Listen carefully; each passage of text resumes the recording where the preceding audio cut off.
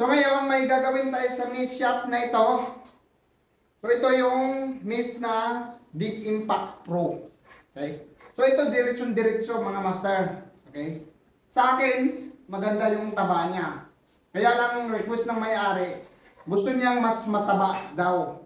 So ngayon, itong shop niya ang pinagdidiskitahan niya para mapapataba. So puputulin natin to, papalitan natin ng panibagong maapol shop.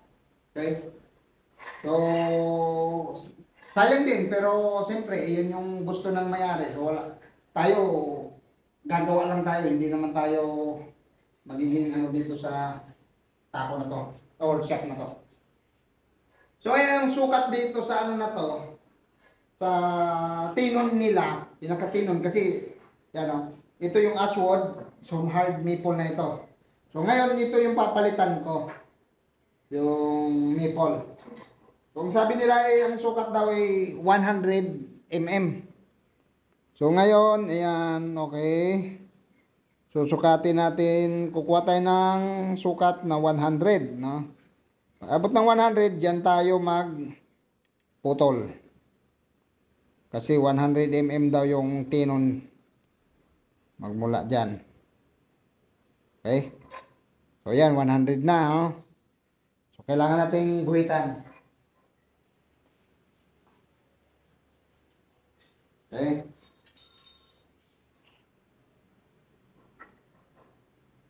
So yan. Diyan natin putulin. At para may suksok natin yung bagong maapol na ipapalit natin dito sa shop na ito. Alright, sakit ito. Okay? Baka magbago pa yung isip ng may-ari nito. Parang ayaw ko talaga putulin. Yan o, konting ano pa. Gas-gas.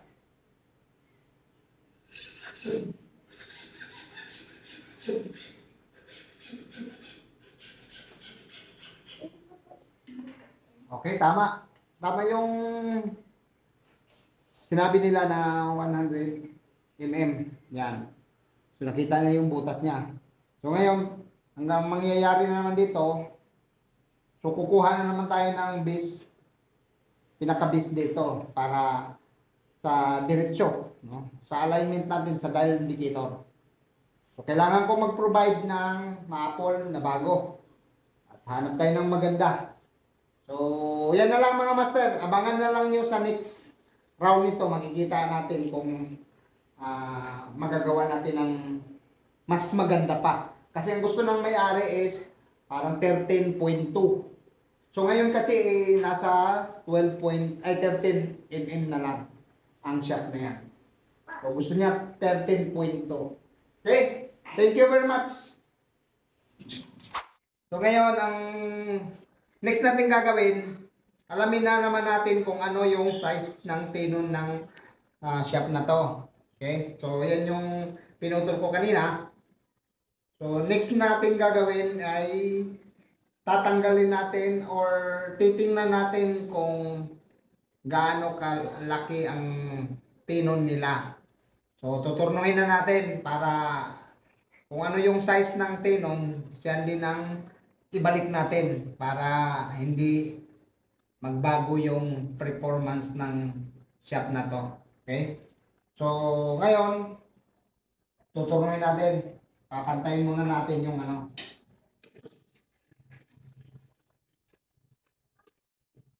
So, dito tayo magkukuha ng ano yung alignment natin sa shop. So kailangan nating idiretso yan.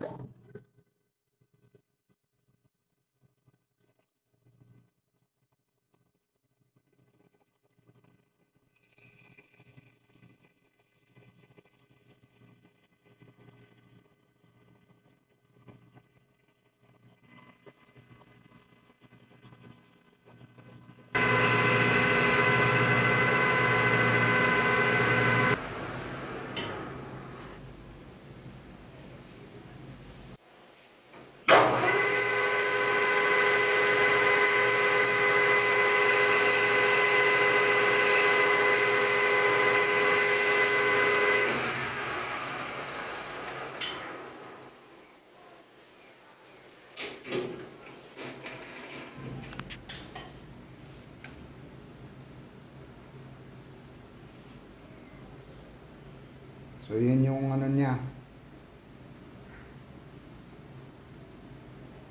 Center.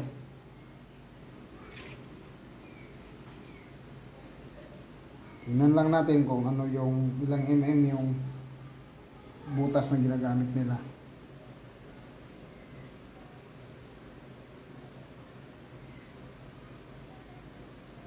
So 10 sa sukat pa lang dito kumbaga hindi pa to yung final, pero sa tingin ko ano 3 ito, so 9.5.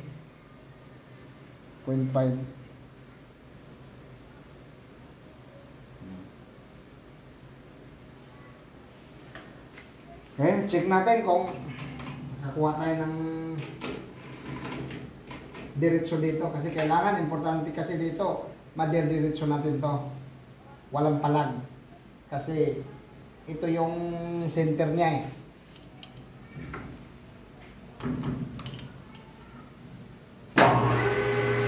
Mayroong palag siya dyan. Mangyari ay maglalagay tayo ng center dyan.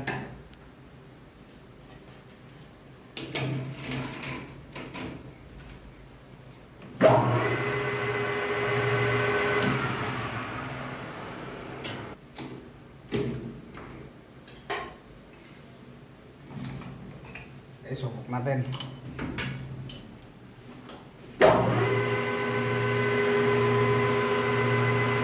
Ito importante, madidiretso natin yan. Kailangan madiretso. So may palag kasi. Hindi na tayo aabot dyan sa pag-ahit Dito lang. Ito naman diretso siya. Ito lang problema. So kailangan nating dayain dito sa baba.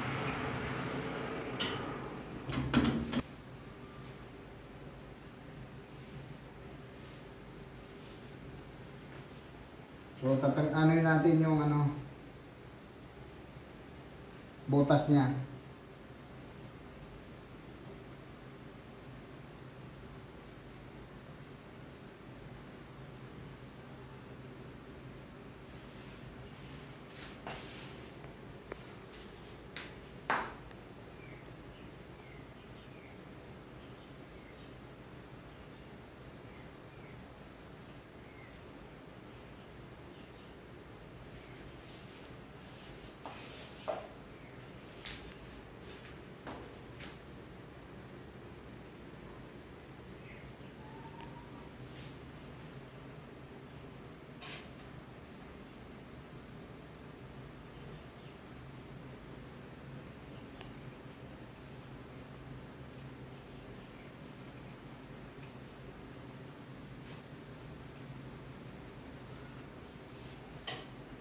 Okay, natakpan na yung pinaka-guide niya.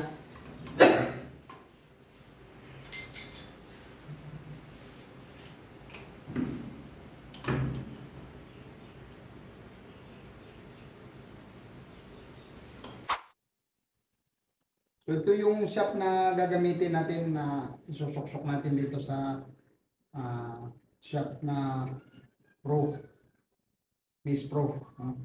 So ito yung gamitin, okay? Ito yung napili ko na masinsin yung aspin niya, saka diretso. Matigas na itong klase. Ngayon bubutasan natin to.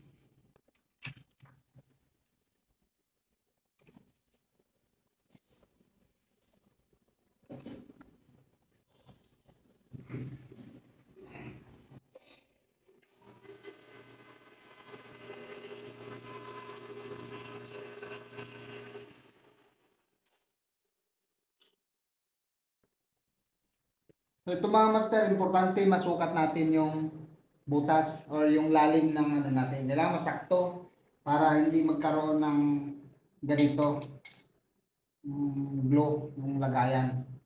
Masakto or mayroong allowance, konti lang para lang paglalagyan sa pandikit. Kasi wala tong singawan eh. Di kasi ito makasingaw, di natin pwedeng butasan yung maapol, yung parte dito. So ngayon, kailangan natin sukatin lang yung pinaka ano na to, haba. Okay? Yan. Sukat ko na lang dyan at saka siya yung itain dito sa makina. Unahin muna natin yung manipis or maliit na pambutas.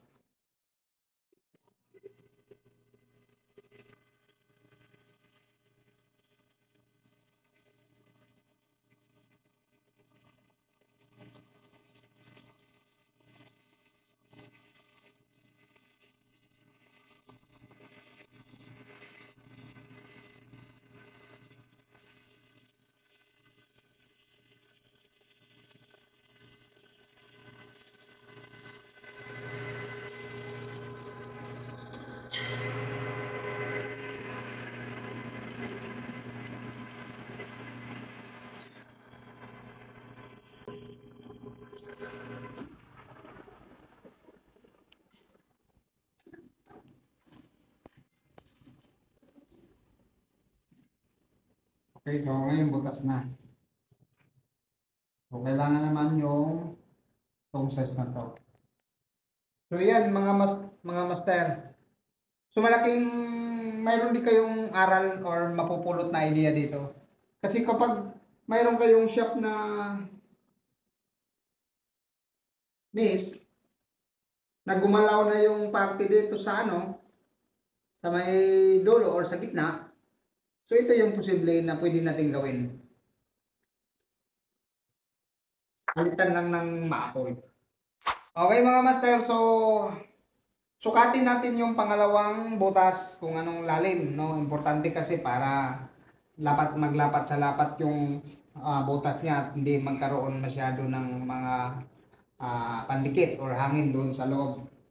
So, ito sinusukat natin is 40.5 mm yung haba. Okay? So, yan, no?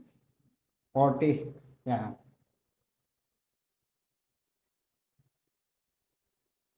So, 40.5. Natin isi-zero. Ito yung simula. Ayan, no?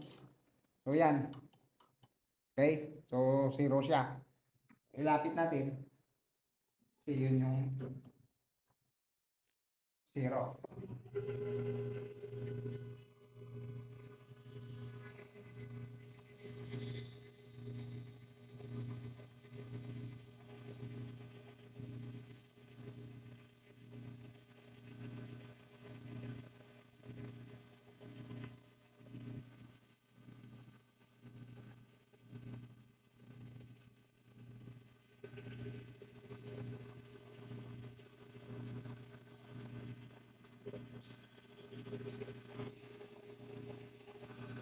Okay?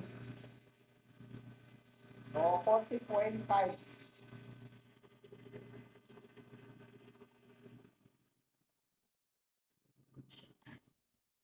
So, pasukan lang natin ng 3 para yung pinaka butas na malit sa dulo, matatanggal natin yung pinaka himulmul doon sa dulo.